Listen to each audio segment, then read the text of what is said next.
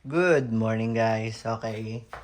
Samahan niyo ulit akong mag-unbox ng unit natin dito. Ito, to be honest enough, wala dito masyadong pumapansin. Kasi parang simple lang yung itsura niya. Pero hula ko lang malakas tong unit na to. Kasi sa mga pistol, nagre-range yan. Average ng pistol is 320 to 350. Malakas na yon 350. 320, 330. Yan, mga average yan. 350, malakas na yon 350 pataas, malakas na yon sa pistol. Na sa ganitong kahabang unit, no? So, magbukas natin. So, nakikita nyo. Ang brand niya is Army Armament. R609. Okay, yun yung code niya.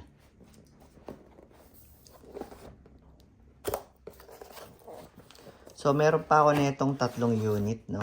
So, pagbukas nyo, meron diyang manual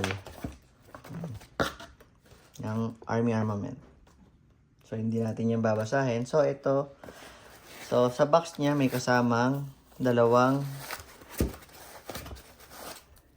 silica gel. Ba't dalawa? Okay. Tapos, meron siyang solid metal magazine. So, STI magazine. So, itong unit na to is replica ng STI Staccato Executive. Okay? Yan. So, yun yung So, yung other name ng STI ng Staccato is 2011. So, meaning high kappa siya. Okay? So, yung mga high kappa unit, kasukat nitong magazine na to.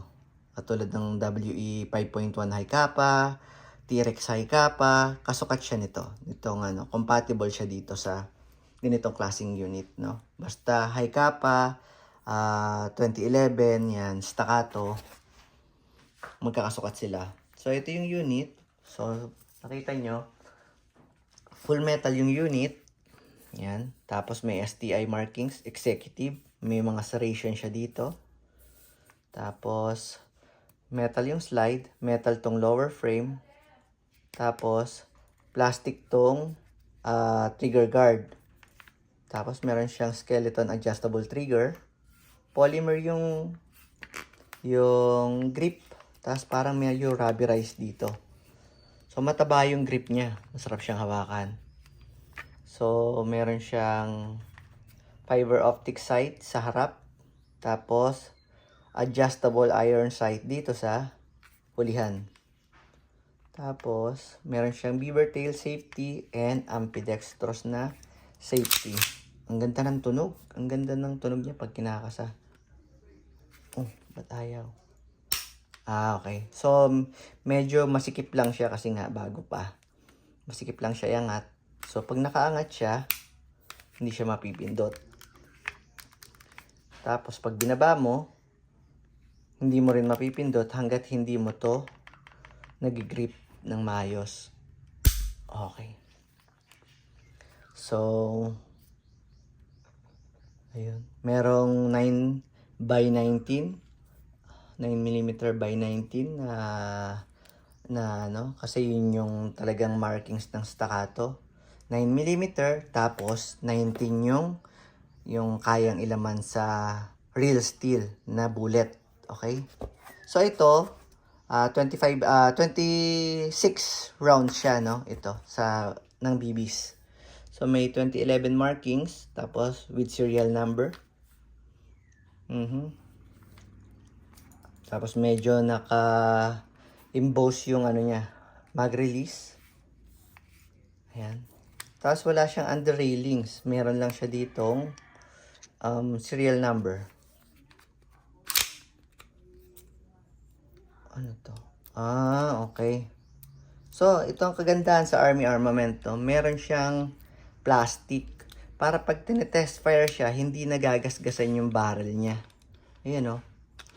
Meron siyang plastic. So, kapag kukuha kayo ng ganitong unit at ayaw nyo itong plastic, pwede naman yung tanggalin yung slide, tapos balatan nyo na lang. Para sa mga kasi to para sa mga retailer na katulad ko, may mga nagte-test fire. So, para hindi magasgasan yung unit, mayroon siyang plastic. So, maganda, di ba? Hindi siya nagagasgasan. Meron din siyang magwell. Ang ganda ng magwell. Metal yung magwell niya. Ang ganda ng build quality niya.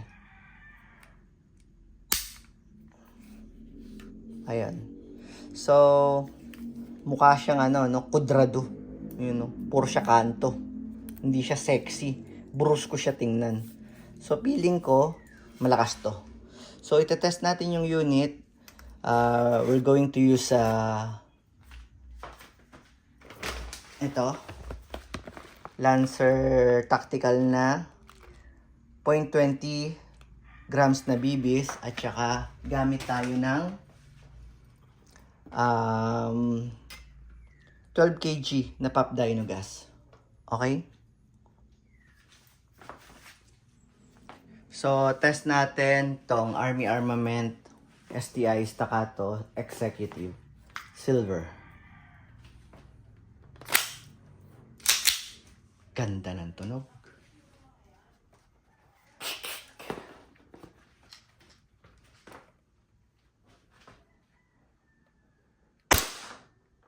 Hindi nabasa.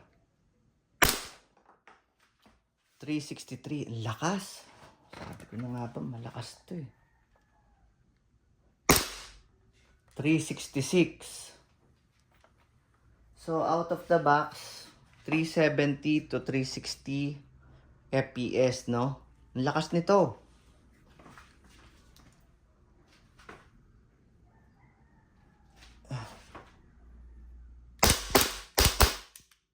Lakas din ng tunog. So, ayun, for more details, PM nyo lang ako. Magsasend ako ng mga available pang unit. Send ako ng picture and pricing. Thank you.